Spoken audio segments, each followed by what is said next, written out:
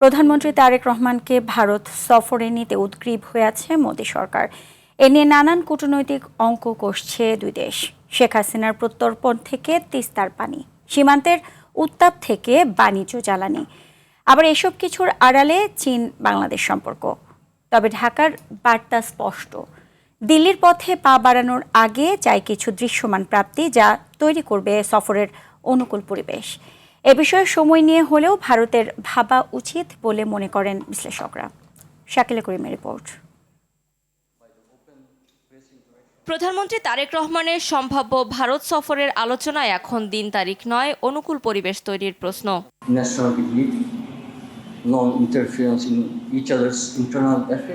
ভূমিকা প্রশ্নেই দিল্লির কাঁধে কূটনীতির সবচেয়ে ভারী পাথর, ওপারে থাকা শেখ হাসিনা, আর এপারে তারেক সরকারের সবচেয়ে বড় রাজনৈতিক পরীক্ষা প্রত্যর্পণ ইস্যু। তবে আইনি প্রক্রিয়ার নামে বর্তমানে ঢাকাকে হাইকোর্ট দেখাতে ব্যস্ত দিল্লি। বড় রকমের একটা আগ্রহ দেখা যাচ্ছে, সেটা ভারতের অভ্যন্তরীণ রাজনীতিতে, পার্টিকুলারলি বিজেপির রাজনীতিতে একটা বড় রকমের ভূমিকা রাখবে। কারণ বিজেপির যে পররাষ্ট্রনীতিগত যে দুর্বলতাগুলি আছে, সেই দুর্বলতাটাকে অভ্যন্তরীণ রাজনীতিতে কাটিয়ে নিতে হলে বাংলাদেশের প্রধানমন্ত্রীর যে সফর, সেটাকে ভারতীয় গণমাধ্যম, ভারতীয় সিভিল সোসাইটি বড় করে দেখাবে, এবং সেটা খুব স্বাভাবিকভাবেই বিজেপির সাফল্য হিসেবেই দেখা হবে। 5ই আগস্ট তার পতনের 2 বছর পূর্তিতে যে প্রেস কনফারেন্স করেছেন, এটাই বড় একটা ইস্যু হয়ে দাঁড়িয়েছে। এটা অবশ্যই বাধা না, আমি বলবো অস্বস্তি এবং কাটা। সফরের জন্য যে শেখ হাসিনাকে ফেরত দেওয়ার যে শর্ত, এটা আইনি প্রক্রিয়া চলে গেছে, আদালতের সিদ্ধান্ত হবে, তার মানে দীর্ঘ প্রক্রিয়া।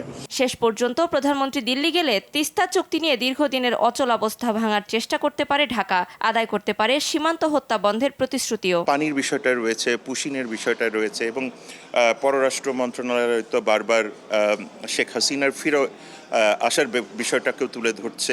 ট্রান্সশিপমেন্ট থেকে শুরু করে সামনে গ্যাঞ্জিস ওয়াটারের চুক্তিটা নবায়নের বিষয় আছে।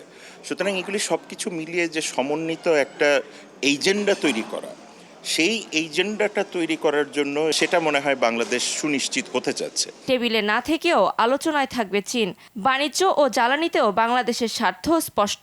ডিসেম্বরে গঙ্গা পানি চুক্তির যে নবায়নের প্রশ্ন আছে, সেটার আলোচনা শুরু করা দরকার। সীমান্ত, বিদ্যুৎ সহযোগিতা, কানেক্টিভিটি, বাণিজ্য সহযোগিতা, সব ধরনের সহযোগিতা যদি আপনি এগিয়ে নিতে চান, তাহলে রাজনৈতিক যে ইস্যুটা আছে, যে বাধা কিংবা অস্বস্তির যে জায়গাগুলো আছে, এগুলো দূর করতে হবে। এটা ভারতকেই দূর করতে হবে। সব মিলিয়ে প্রধানমন্ত্রী তারেক রহমানকে সফরে নিতে অনুকূল পরিবেশ তৈরিতে কতটুকু তৎপর হয় ভারত, সেটি এখন দেখার বিষয়। শাকিলা করিম, RTV, ঢাকা।